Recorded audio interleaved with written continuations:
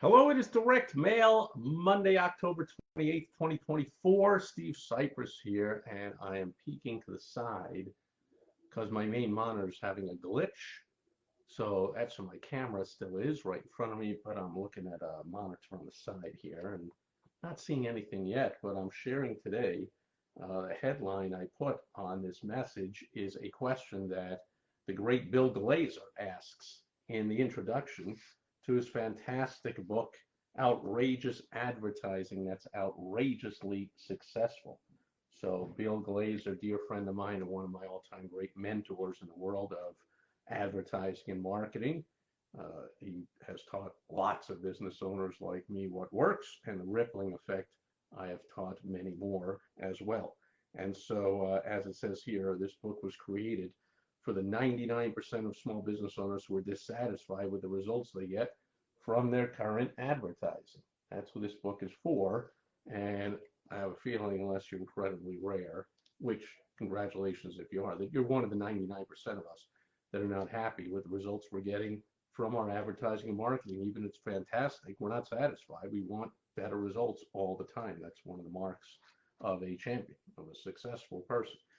Anyway, Bill wrote this fantastic book, Outrageous Advertising That's Outrageous Successful. I helped him in the launch by giving away and selling hundreds and hundreds and hundreds of copies of the book, and I got invited to a fantastic dinner with some of the world's top marketers. Just fantastic there. And then Bill came out with a book called Outrageous Multi-Step Marketing Campaigns That Are Outrageously Successful. And I foolishly turned down his invitation to submit one of my own outrageous multi-step marketing campaigns to the book, and therefore be a co-author of it. And then when he had an event based on the book with a bunch of the contributors to the book all presenting their stuff on the stage, I went up to Bill, and of course, he was like, "Why'd you ignore my invite? You should be up on the stage with us. You should be in the lunch and the dinner and the receptions with us. You should be hanging out with us. How come you ignored my invitation to get in the book?" And I told him that story. The story was, I idiotically thought, well, gee, I don't have anything that's really so outrageous. I just don't know which of my campaigns would be outrageous enough to get in the book. And then when I got the book, holy moly, now nothing personal against any contributors, a lot of great friends of mine, but I started rifling through it. Maybe you can see all the dog ears and you can see the highlights and the bookmarks I have all over the place. Because I used all kinds of this stuff. But I was like, man, I got stuff that, here's some of my notes on the stuff. I got stuff just like this. I should have submitted. My stuff is just as good or more outrageous or better than this. I saw you had to send in all the numbers and the results. So I was like, my thing's got better results, made more money than that, this and that. Like, oh my goodness. So when I told Bill that story, he just laughed as only Bill could and gave that wry smile as only Bill can, and looked at me, and I knew exactly what he meant when he looked at me and said, well, you might just get another chance. Well, of course, I knew exactly what they meant. I was seeing him at an event he was speaking at, and about an hour later, he got up on the stage and he announced that he was coming out with volume 2 of Outrageous Multi-Step Marketing Campaigns That Are Outrageously Successful. There it is. And I immediately sent in a contribution of I even had to choose which one to send in, one of my outrageously successful campaigns. And there I am, co-author, chapter 15, Steve Sipress, An Outrageous Way to Profit by Forcing Competitors to Fill Your Live Event with Your Ideal Prospects. I think I said practically forcing, but of course I'm not the editor of the book. I just sent in my contribution, and Bill and his partner Rob Cuesta. Yeah, there's Bill and Rob down there on the bottom of the book. They edited it as they saw fit, but there's my entire campaign, word for word, everything I did before, during, and after, all the results. And look at that. Chapter right after mine, chapter 16, Joe Polish. So again, got a lot of great friends and great marketers in here. And I show that for a reason, that there's an art and there is a science to outrageous advertising. But as Bill says, I just reread it in the introduction to the original book in the series, his first book, Outrageous Advertising. It's outrageously successful. Why? should you put out outrageous advertising? And the answer is because it gets attention. It breaks through the clutter. I just watched a clip of uh, Donald Trump being interviewed by Joe Rogan on his podcast last week or whenever it was, and Trump, disingenuously said something like, "Gee, I don't know why I get all this attention. It's not what I look for." I'm like, dude, Joe Rogan, significantly younger than me, but I'm not that much younger than Donald Trump. I mean, I grew up. I remember as a kid and a teenager in New York watching Trump's attention-getting antics almost on a daily basis, including, as it later came out, phone calls to the press where he, disguised his voice and gave himself a fake name and said, "Man, I got to tell you about this Donald Trump." And I mean, he's as attention-seeking as any human being has ever been. But anyway, that was not the answer from Joe Rogan. That was the answer I would give him. I said, "Dude, you know, what do you think? I was born yesterday." Of course, you know how you get the attention. You seek the attention. Donald Trump couldn't live without attention. But anyway, the reason I share that story is Joe Rogan looked at him and said, "Because you say a lot of crazy stuff. That's how you get all the attention." Well, I could translate that into the message of today in the words of Bill Glazer. It's because Trump says and does a lot of outrageous stuff, does he not? I mean, he can't. Well, I should say he can help himself because he knows what he's doing. But he'll get out there in the rallies and tell an outrageous story about Arnold Palmer in the showers and an outrageous story about this, and he'll make an outrageous comment about Rosie O'Donnell on a debate and that Hillary Clinton, you should be in jail. And he'll just do outrageous things. He says and does a lot of outrageous things. And the number one reason is it gets attention. And so today's example on Direct Mail Monday is this piece of direct mail that arrived in my mailbox recently. Check it out. I first picked it up on this side. When you mail a postcard or anything, you have no idea whether someone will pick it up, with what you consider the front facing or the back facing. Like an envelope, they might pick it up and see the back of the envelope first. That doesn't matter much.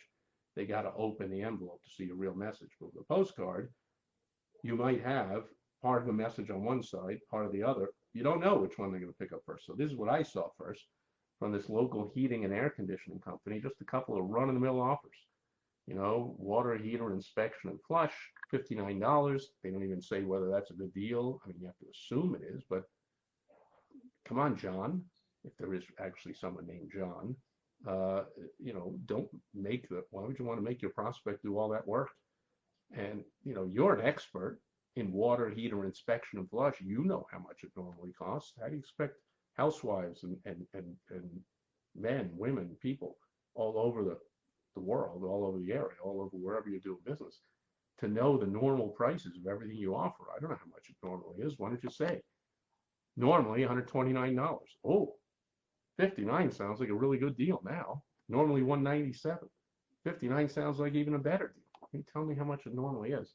And then $100 to $200 off water heater. So very run-of-the-mill, and run-of-the-mill, unfortunately, weekly presented offers.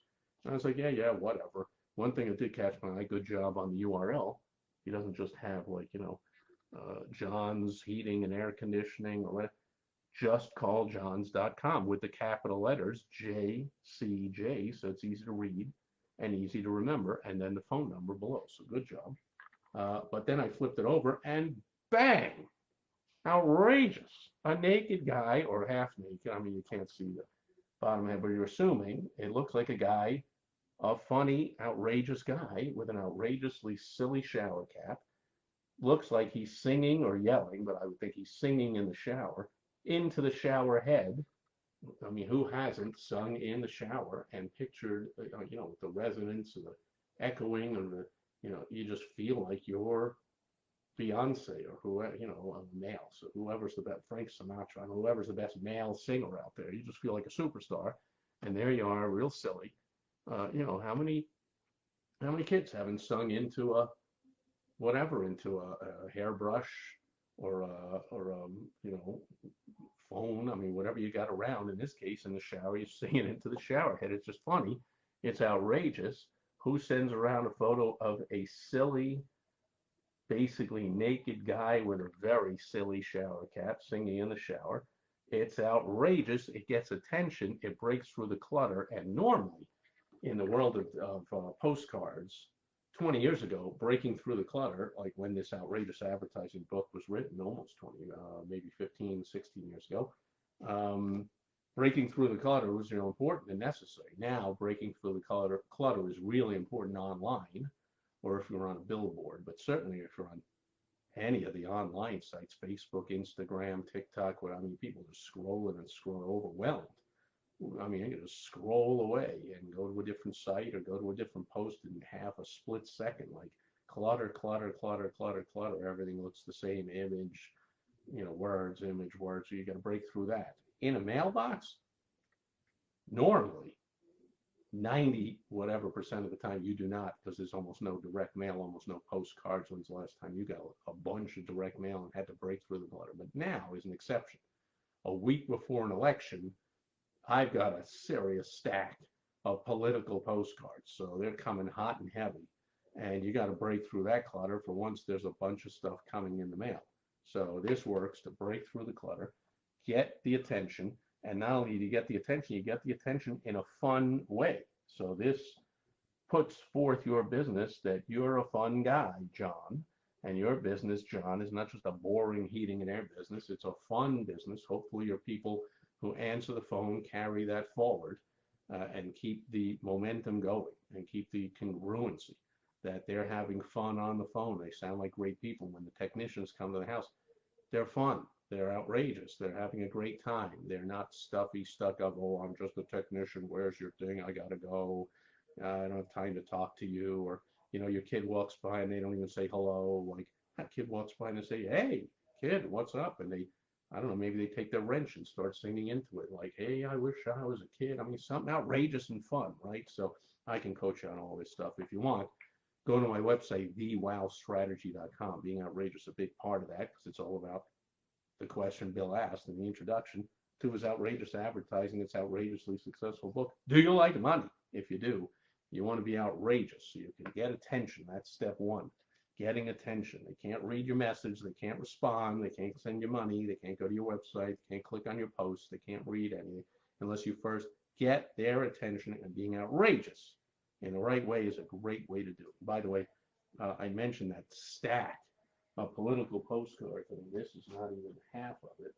Look at that. Still, this is not even half of it. All this stuff I get that faithful followers to Direct Mail Mondays know that every couple of years we have elections going on, and the Direct Mail Monday, the day before Election Day every couple of years, which is next Monday, I will do my biannual, semi-biannual, I think it's called, every other year, rundown on the political direct mail I have received in the past month or so. So that'll be a barrel of laughs, and I already got a whole bunch of good lessons from it as well for all business owners. However, you can go to my website for more help with this. It's primary importance if you do any advertising and marketing. If you don't, business isn't going to last long, of course. Go to thewowstrategy.com, thewowstrategy.com. And I can also show you, if you want, some AI tools that in the old days it took hours to put together, campaigns, ads. I mean, these books are, all three of these are filled with hundreds of examples. This one even came with the CD with all the examples on it. It would take hours, days, weeks to put all this stuff together. Now there are AI tools, thankfully, since of course we're in the revolutionary world of AI, that within minutes you can have a successful campaign all completely done, ready to launch on multiple platforms, including direct mail, online, any platform you want, any way you want, with all the follow-up and all the everything. I can show you how to do that as well. For that, go to my website, AIGrowthWizards.com, AIGrowthWizards.com. That'll do it for Direct Mail Monday, October 28th, 2024. Thanks for being here today. Hope you enjoyed it half as much as I did, and I'll catch you back here again tomorrow on Topical Tuesday. Until then, I got to click this twice. Over and out.